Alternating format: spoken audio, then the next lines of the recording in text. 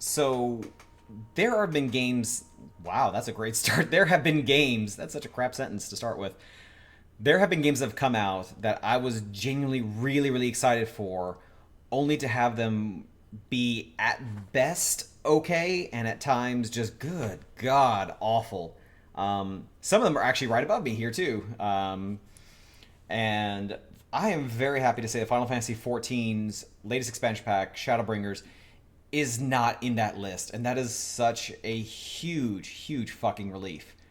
So, what's up, you beautiful bastards? I'm Chris from Circle of Geekdom, and this is my review of Shadowbringers.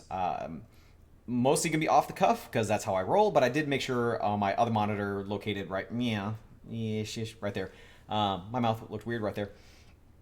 Of like some of the major key points that I want to hit for it, but I will try to keep this as spoiler free as possible. But the short version of this is absolutely wonderful, spectacular. Love the game, loved every aspect about it.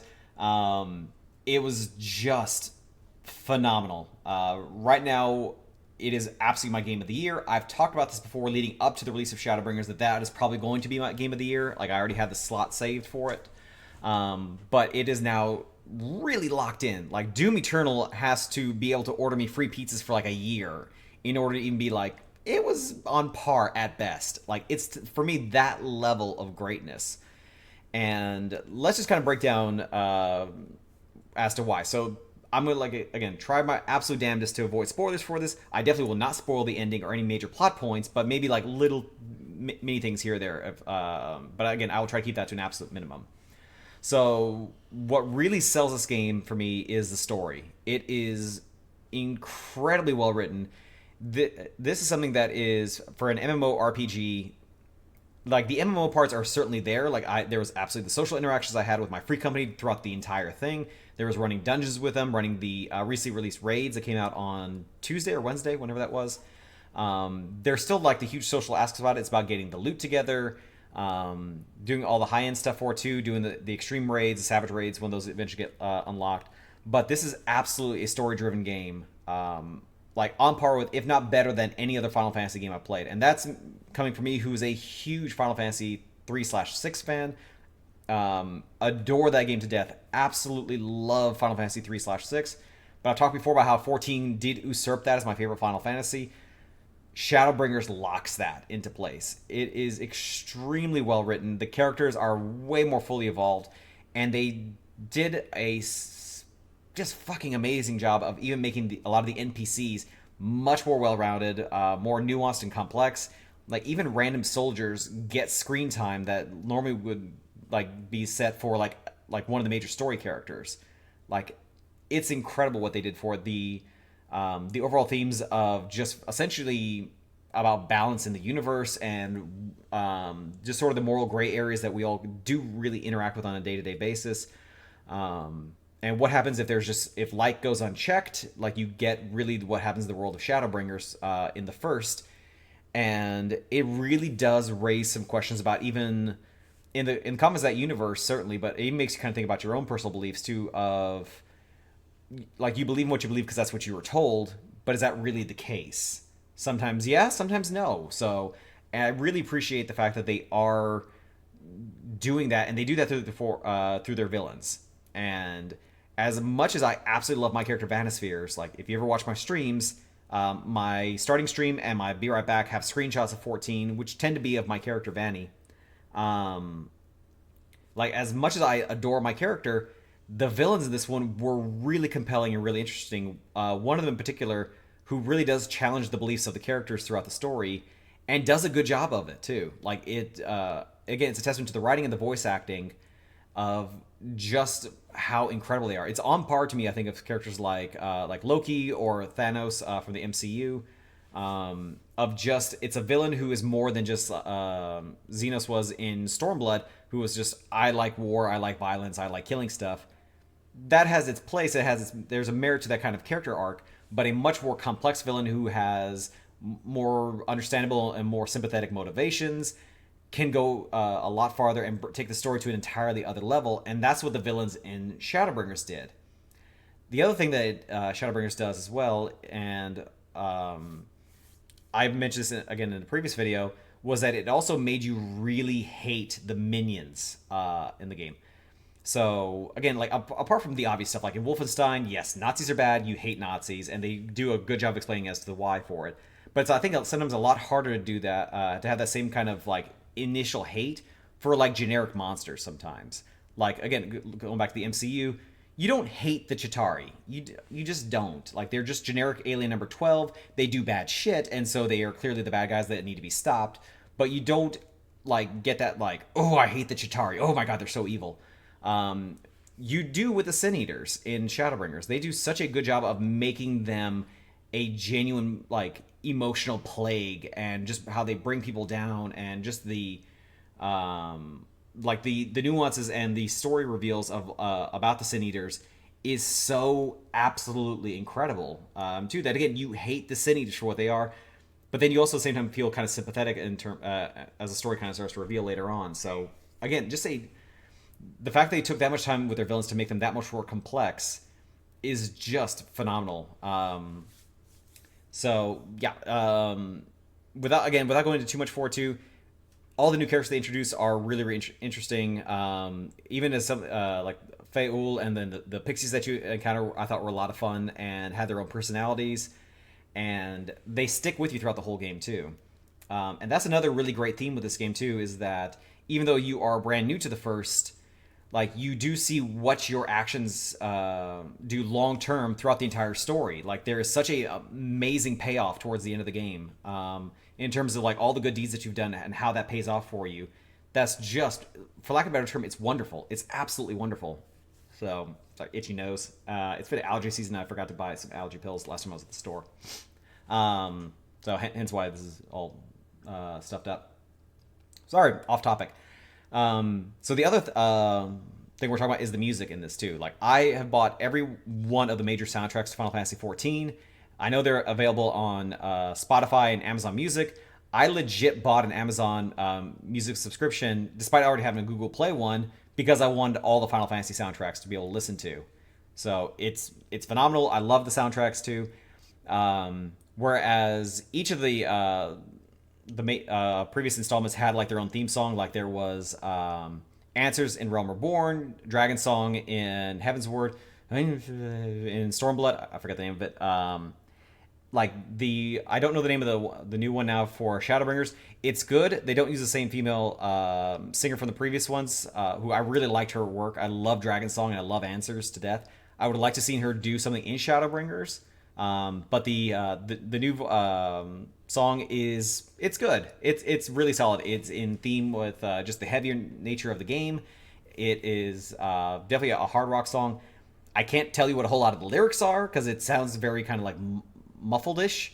But it's a great song, and whenever I hear it playing throughout the game, you can't help but get just jazzed up for it. So again, loved it. Love the music. I love the intro or the quest acceptance and the quest closure jingles that play. The combat music too. Again, all of it is a much heavier, like more like a metal hard rock kind of theme to it. It's great. It's just really, really good. I cannot wait for the soundtrack to come out. Even if it does come out on Google Play or Amazon Music as a free download, I will still buy that soundtrack because you do get a code for some free loot out of it, but also it's just really good and I want to support the artists for that. Absolutely fantastic.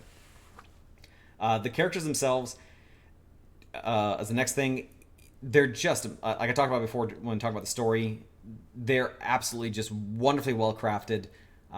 Even like characters that you run across with once, you'll and you think that's maybe kind of it, and the story's kind of seeming like you won't ever deal with them again, do start to come back again and again.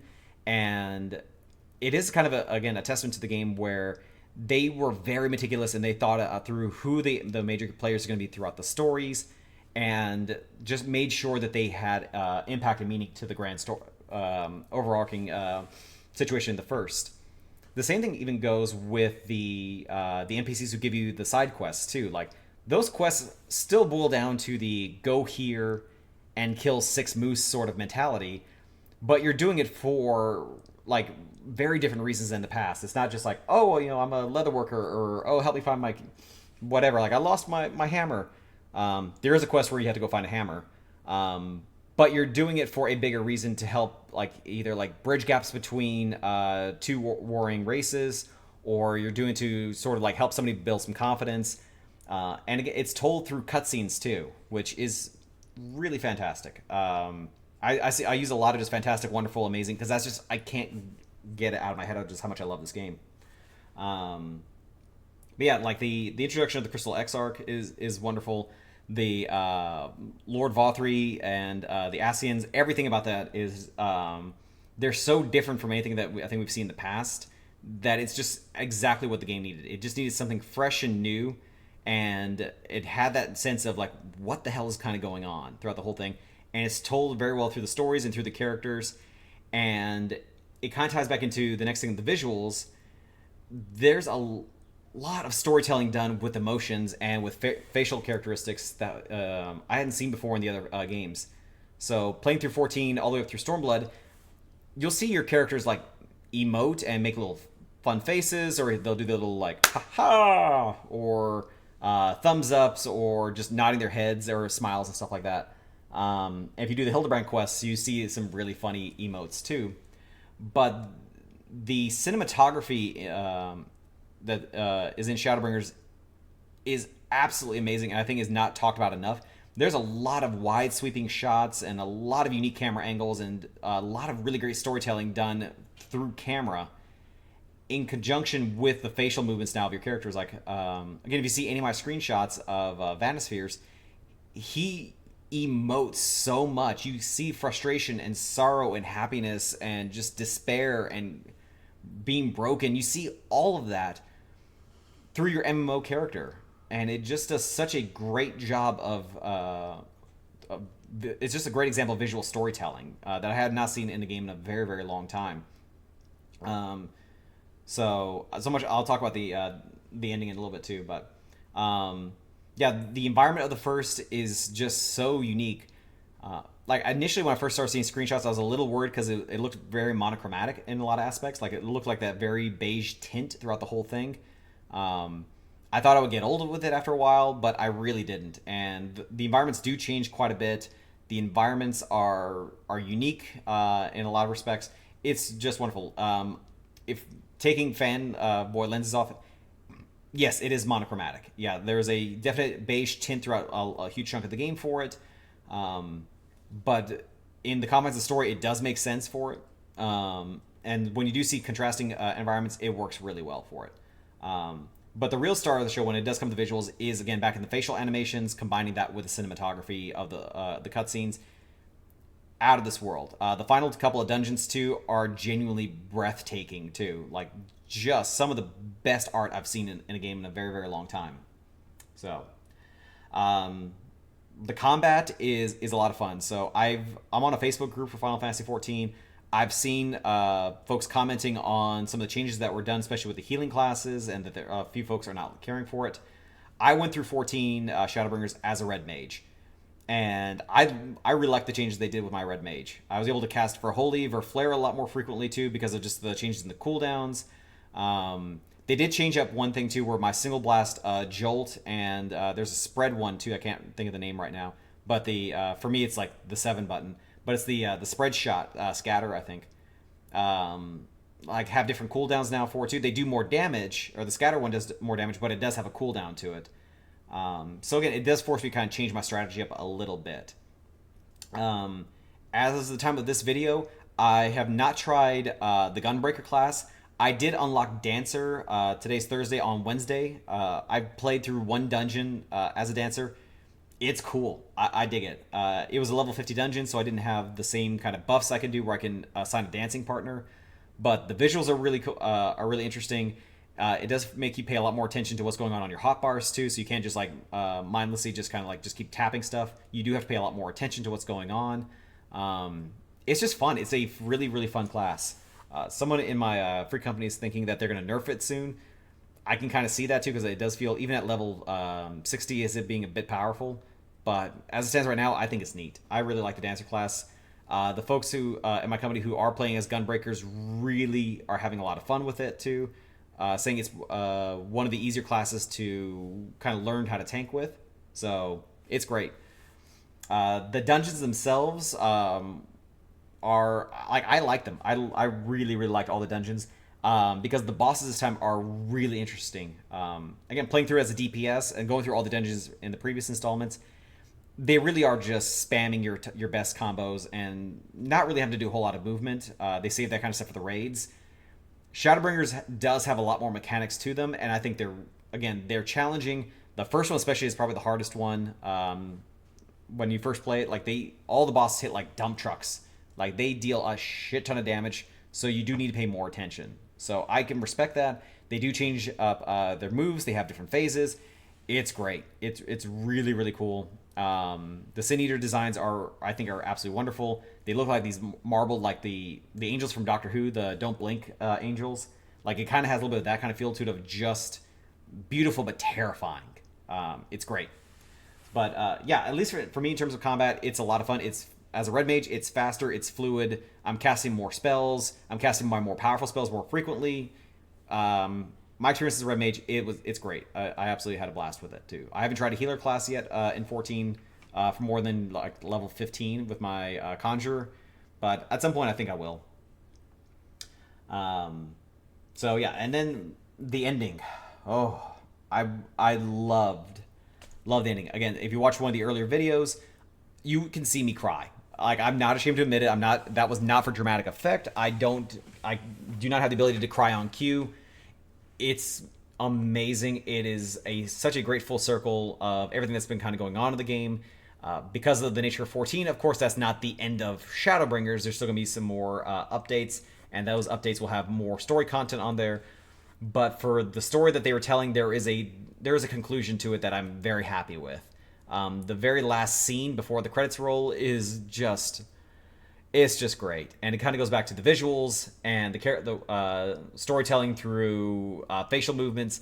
It's absolutely wonderful. And again, it is a great full circle of all the things you did throughout the whole story, with some repercussions, and knowing that the story, again, just knowing the story's not over makes me want more story. So if you are somebody who's not into MMOs, you're probably not watching this video. Or maybe you are, who knows? Hello. If you are somebody like me who's not really big into MMOs in general, like I barely played World of Warcraft. I played a lot of Star Wars: The Old Republic, because it was at the time it was BioWare, and the stories for those were just a lot of fun and really really cool.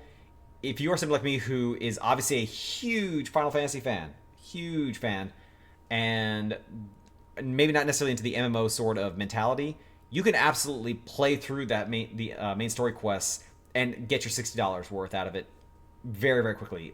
It took me about 2 weeks of not heavy playing, but definitely put a few hours into every day of Shadowbringers, and got through it and loved it. Absolutely loved every moment of it. Even when I got frustrated because I died like 3 or 4 times in a dungeon, ultimately that frustration was very very fleeting because I wanted to play more. So I made it a point to not want to rush through the story, because I just didn't want it to end. Like it was just that good. The experience overall was so insanely positive. And that even leads into now with the raids that just came out this week. For me, this is kind of a cool thing because the entire time I've been playing Final Fantasy 14, I've always been playing catch up. I've always been like trying to get to the end content before Shadowbringers came out, because I wanted to do the Kefka raids. I wanted to see the end of the story for Stormblood, and it rarely was until it was the last update to Stormblood where I was like up to date with the plot and had seen a decent amount of the game. Nowhere near everything, but that was my dog yawning. But yeah, there's just a lot to it. There really, really was. That I still have yet to see, and I still haven't seen all of it yet. But there's just so much amazing content. I just cannot stress enough how good it is. The raids themselves. This is the first time where I also this was my point. My dog distracted me. The raids themselves are a lot of fun. I'm about halfway through the Eden stuff. I am not a Final Fantasy VIII fan, and that's what these raids are themed off of. These are the 8-man raids. But the music is fantastic. The boss fights are a lot of fun. The mechanics are interesting, and you do have to pay attention. Once you get the hang of it, of course, it's a lot easier to run through. But I can definitely see the extreme and savage modes of those raids being absolutely insanity. But very, very well done. Very, very cool. Um, and actually, one thing I didn't mention even about the boss fights in the dungeons too is that the boss fights actually will have different phases, of course. But this is the first one I've seen in 14, and somebody correct me if I'm wrong, where they have like little mini cutscenes in there now too, especially towards the end. Again, it just adds to the grandiose sense of Shadowbringers and the story. Again, oh my god, so good, so good. But yeah, I'm having a lot of fun with the raids. I got some level 450 gear now. I think I have a belt that's 450, which super excited for that. But yeah, like my free company again, absolutely wonderful human beings. I've been having a lot of fun with them. I got to beat the game with two of the members of my FC, Sirius and Loxy. Hey guys, and it's like I said, I'm just kind of rambling now at this point, but everything about this game was what I wanted to be and more. Like my free company told me to be emotionally prepared for that ending. It hit me in a way I didn't expect it to. It hit me emotionally in ways that games have not done for me in a long time, not since The Witcher or Wolfenstein 2, the New Colossus. Like, it hits my soul. That game is so incredible, and especially like within this MMO where you feel like sometimes that you're just like a piece of a very, very large machine. The story does such a great job of making you feel like you are the warrior of darkness, like you are making an impact in this world. So much so that when I beat the game, it didn't feel necessarily like Vanispheres saved the day. It felt like I did, like me personally, because again, I'm very attached to my character, and it felt so personal when I was able to finish it and fight the big bads and be triumphant throughout the whole thing. Absolutely, just an emotional experience the whole way through. So yeah, those are like collected my thoughts on Shadowbringers. I'm certainly not done with it yet. I still have to go through Dancer. I want to try Gunbreaker. I want to do the rest of the raids. I can't wait for more raids to come out. There's tons of gear I still need to go through. There's more minions to collect. There's mounts. There's even still stuff from the previous expansions I haven't done yet too. Like, there's just so much content. It's wonderful. I still stand despite being my game of the year. If I was to give it a rating for it too, the fanboy me wants to give it a 10 out of 10. Objectively, because there is some stuff that's not perfect. I do think that there is, especially towards the tail end of the game, a little bit of padding on there. Or just trying to stress the game out just a bit more when it would have felt a little bit better if they just hit the ending a little bit faster. I don't want to do like 9.5s or 9 point decimal stuff, so I'll just do straight numbers. It's a 9. It's an absolutely 9 out of 10. I love this game. The fanboy in me wants to give it an 11 out of 10 because I love this game to death, but objectively it's a 9. It's extraordinarily good. I love this game. It's my game of the year. There's nothing else really coming out that I'm terribly excited for other than Doom Eternal.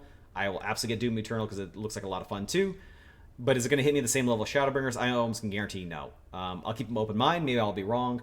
But hands down, Final Fantasy XIV Shadowbringers, game of the year. Let me know what you guys think. Social media stuff down below. And I tip my hat to you, as only a Mandeville man can.